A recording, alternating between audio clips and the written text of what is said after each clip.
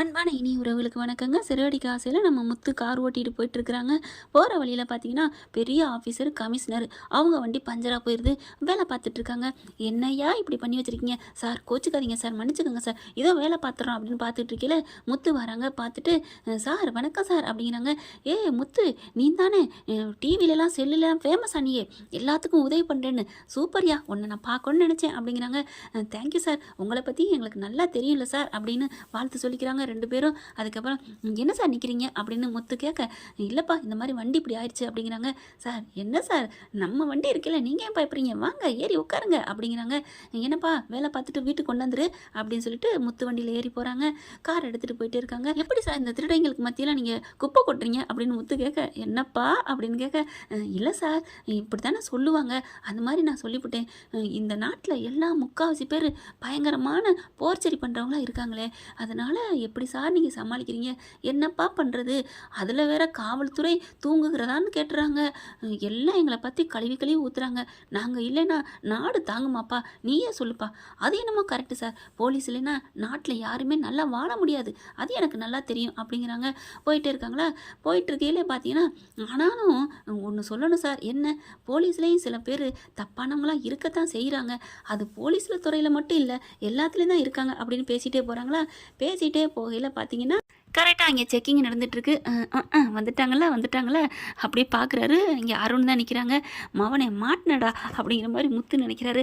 ஆனால் அதே மாதிரி அங்கே அருண் என்ன பண்ணுறாங்க, அப்படி பார்க்குறாரா, ஓ சகலையா, வாடி வா, இன்னைக்கு என்ன ஆனாலும் சரி உங்ககிட்ட எதுவுமே இல்லை, ஏதாவது ஒன்று இல்லைன்னு சொல்லி உன்னை ஸ்டேஷனை கூட்டி போகிறேன் பாரு அப்படின்னு சொல்லிட்டு வண்டி ஒவ்வொருத்தவங்களாம் அனுப்பிட்டே இருக்காங்க. என்னப்பா அப்படிங்கல, இல்லை சார் இந்த மாதிரி செக்கிங் பண்ணிகிட்ருக்காங்க, நான் வேணா வண்டி எடுக்கட்டுமா நீங்கள் தான் சொல்லி, நோ அதெல்லாம் வேணாப்பா, எனக்கு எப்போவுமே நேர்மையாக இருக்கத்தான் பிடிக்கும் சார், எனக்கும் நேர்மையாக இருக்கத்தான் பிடிக்கும், நானும் அப்படி தான் சொல்லலாம்னு நினச்சேன், ஆனால் நீங்கள் எதுவும் சொல்லுவீங்களோன்னு பயந்துட்டு தான் வண்டி எடுத்துகிட்டு போவான்னு கேட்டேன்.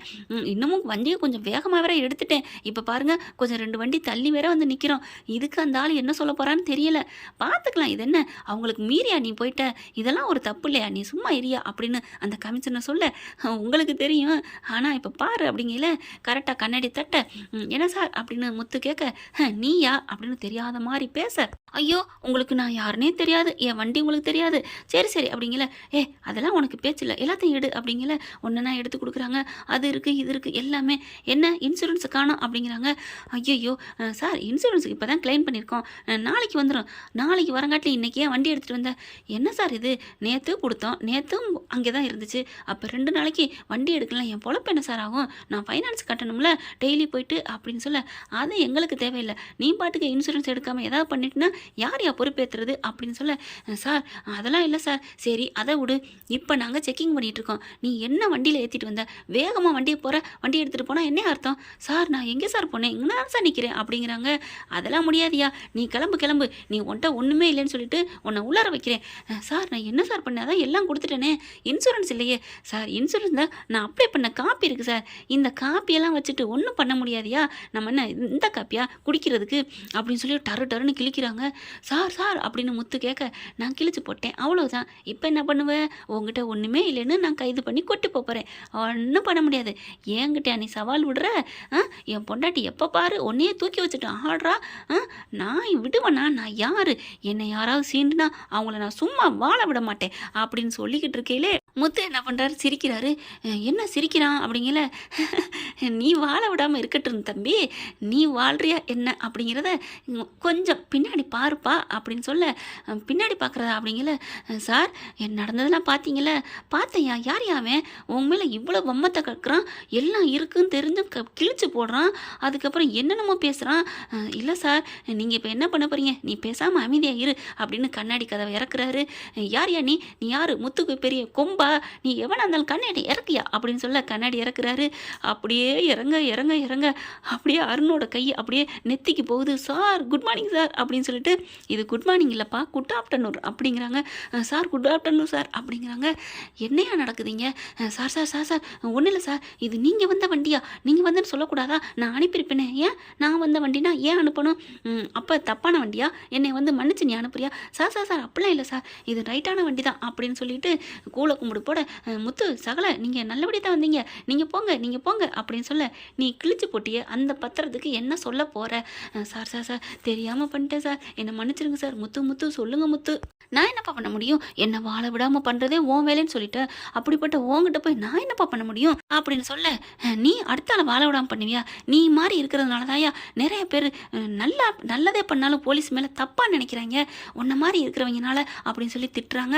உன் வேலையை இப்போவே நான் கிழிக்கிறேன், அதுவும் இல்லாமல் எங்கேயுமே நீ வேலை பார்க்க முடியாத அளவுக்கு உன்னை நான் டிஸ்மிஸ் பண்ணுறேன் அப்படின்னு சொல்லிட்டு டக்குன்னு ஃபோன் எடுக்கிறாங்க. சார் ப்ளீஸ் சார், நான் காலில் விழுகிறேன் அப்படிங்கிற இறங்கிறாரு அந்த கமிஷனரும். என்னடா நான் பார்த்துக்கிட்டு தான் இருந்தேன், நீ பேசின எல்லாமே நான் என் ஃபோனில் ரெக்கார்ட் எடுத்திருக்கேன். ஏன்னா கமிஷனராக இருந்தாலுமே கோர்ட்டுக்குன்னு நீங்கள் போவீங்க, இவர் முத்துக்கு ஒத்து போயிருக்காரு, அவங்க ஏதோ காசு வாங்கிட்டாரு, அதனால தான் என் மேலே அப்படி கேஸு சும்மா போய் கேஸ் கொடுத்துட்டாருன்னு நீ என் மேலே கூட நீ போடுவடா. சார் அப்படிலாம் இல்லை சார் அப்படின்னு அருண் சொல்ல, டே நீ தான் சொன்னியே எனக்கு யாராவது பண்ணால் அவங்கள வாழ விட மாட்டேன்னு, இப்போ நான் உன்னை டிஸ்மிஸ் பண்ணுவேன், நீ என்ன வாழ விடாமல் பண்ணிட்டேன்னா அதுக்காகத்தான் நான் எவிடன்ஸாக வீடியோ எடுத்திருக்கேன். நீ கோர்ட்டுக்கு சுப்ரீம் கோர்ட்டுக்கே போனாலும் சரி நான் இதை காமிப்பேன், என்ன பண்ண போகிற அப்படின்னு கேட்கல. சார் என்ன மன்னிச்சிருங்க சார், நான் அழுகுறான் உருள்றான் புரள்றான். அதுக்கப்புறம் சீதாவை நினச்சி பார்க்குறாரு முத்து. சார் ப்ளீஸ் சார், அவர் ஏதோ கொஞ்சம் மனக்குழப்பத்தில் இருக்கார், என் மேலே கொஞ்சம் வருத்தத்தில் இருக்கார். ஃபஸ்ட்டு நாங்கள் 2 பேரும் முட்டிக்கிட்டோம், அதனால தான் அப்படின்னு நடந்ததை கொஞ்சம் ஓரலாக சொல்கிறாங்க. ஓ உன் சகலையா? ஆமாம் சார், என் சீதா என் பொண்டாட்டியோட தங்கச்சி, இவன் ஒய்ஃபு சார், அவங்க ரொம்ப நல்லவங்க சார், என் தங்கச்சி மாதிரி, அந்த பொண்ணுக்காக மன்னிச்சு விடுங்களேன். இப்போ இவன் வேலை போச்சுன்னா வீட்டில் போய் உட்காந்தா அந்த குடும்பத்தில் இவங்க அம்மா, என் பொண்டாட்டியோட தங்கச்சி, என் பொண்டாட்டியோட அம்மா தம்பி எல்லாருமே துக்கப்படுவாங்க சார், ப்ளீஸ் சார் அப்படின்னு சொல்லல. ஏயா என்னையா உன்னை இந்த கிழிச்சா, நீ என்னையா பேருக்கு ஏற்ற மாதிரி உன் மனசு முத்து மாதிரியே இருக்குது. இனி யாரும் நானாந்தா, நான் ஒரு பொறுப்பில் உள்ளவன் தான், இருந்தாலும் இந்த கட்டத்துக்கு எப்படா நீ என்ன பேச போச்சுன்னு உள்ளார தூக்கி வச்சிருப்பேன், நீ இவ்வளோ மன்னிக்கிற. சார் பரவாயில்ல சார், மன்னிக்கிறது மாணிக்கத்துக்கு சமம்னு சொல்லுவாங்க சார், கடவுளுக்கு சமம்னு சொல்லுவாங்க, அதனால் போயிட்டு போகுது, அவருக்கு தெரியாமல் பண்ணிட்டாரு, இப்போ கூட அவன் திருந்துவான்னு நினைக்கிறியா? சார் திருந்தலை, நம்ம நல்ல குணம், நம்மளோட குணம் காப்பாற்றுறது அப்படின்னு நினச்சிட்டு போயிட்டே இருப்போமே அப்படிங்கிறாங்க. பாத்தியாயா உன் சகலை எவ்வளோ நல்லவனாக இருக்காரு, இனியாவது நீ திருந்துவியா இல்லை மனசுக்குள்ள சார் இவ்வளோ நல்லது பண்ணியிருக்காரு, நான் ஒன்றும் பண்ண மாட்டேன் சார், இனிமேல் நான் நல்லபடியாக ராசியாக இருப்பேன் சார். நீ ராசியாக இருப்ப, வாய் தானே சொல்லுது. ஐயோ அப்படிலாம் இல்லை முத்து, நீ இப்படிலாம் இருப்பேன் நான் நினைக்கவே இல்லை முத்து, நீங்கள் இவ்வளோ பண்ணீங்கன்னு என்னை மன்னிச்சிருங்க முத்து, நான் கிழிச்சு போட்டதுக்கெலாம் நானே அப்ளை பண்ணி தந்துடுறேன் அப்படின்னு தடுமாறி துடிக்கிறாருங்க அருண். அதுக்கப்புறம் முத்துக்காண்டி அந்த கமிஷனர் என்ன பண்ணுறாங்க, அருணை மன்னிச்சுட்டு இனிமே யாருக்குமே இந்த மாதிரி பண்ணாத, உண்மையிலே தப்பு பண்ணால் மட்டும் நீ ஆக்ஷன் எடு, நான் அதுக்கு தலைவணங்குறேன், ஆனாலும் நீ நேர்மைன்னு தான் வாழ்ந்திருக்க, ஆனாலும் கொஞ்சம் குறுக்கு புத்தி உன்ட்ட இருக்குது, கொடூர புத்தி, அதை மாற்றிக்கோ அப்படின்னு சொல்லிட்டு வான் பண்ணுறாங்க. சரிப்பா முத்து வண்டி எடு அப்படின்ட்டு வேகமாக காருக்குள்ள உட்காடுறாங்க. அருணை பார்க்குறாரு முத்து, ஆனால் முறைக்கலைங்க. சாரி முத்து அப்படின்னு சொல்ல, என்னப்பா சரி விடு அப்படின்னு சொல்லிட்டு வண்டி எடுத்துகிட்டு போகிறாங்க. அருண் அப்படியே பார்க்குறாரு. இனிமேலாச்சும் அருண் திருந்துவாரா இல்லை பழைய இது கதவை திரடி அப்படின்னு சொல்லுவாங்க இல்லையா, அப்படி பண்ண போகிறாரா அப்படிங்கிறத பொறுத்திருந்து பார்க்கலாம். வீட்டுக்கு மீனா கிட்ட நடந்ததை பூராத்தையும் சொல்கிறாங்க. அப்படியே கேட்டுட்டு அவ்வளோ சந்தோஷப்படுறாங்க. நிஜமாவா ஆமாம் அப்படி சொல்லிட்டு கட்டி பிடிச்சிக்கிறாங்க. என் முத்துனா முத்து தான், என் முத்து என் தங்கம் அப்படிங்கிறாங்க. ஆமாம்மா நான் மட்டும் எல்லாம் உங்ககிட்ட உண்மையை சொல்லுவேன், நீ மட்டும் என்கிட்ட சொல்லாத, விடுங்க அதை பற்றிலாம் அப்படிலாம் நினைக்காதீங்க.